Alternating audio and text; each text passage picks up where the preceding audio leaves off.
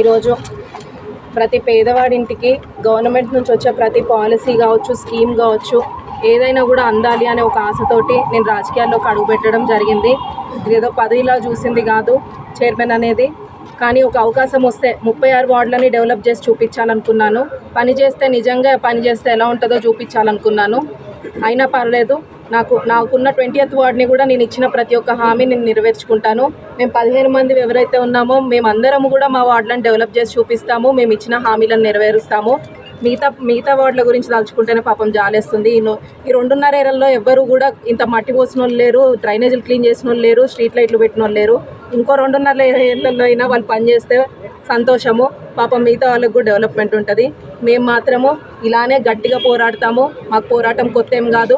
ఇలాగే పోరాడి గవర్నమెంట్ నుంచి వచ్చే ప్రతి ఒక్క స్కీము, ప్రతి ఒక్క పాలసీ, మేము చేయాల్సిన ప్రతి ఒక్క పని ఆ ఆఖరి పేదవాడి ఇంటి వరకు తీసుకెళ్తాము. ఖచ్చితంగా మేము ప్రతి ఒక్క హామీ కూడా నెరవేరుస్తాము, ప్రతి ఒక్క పని కూడా చేసి చూపిస్తాము.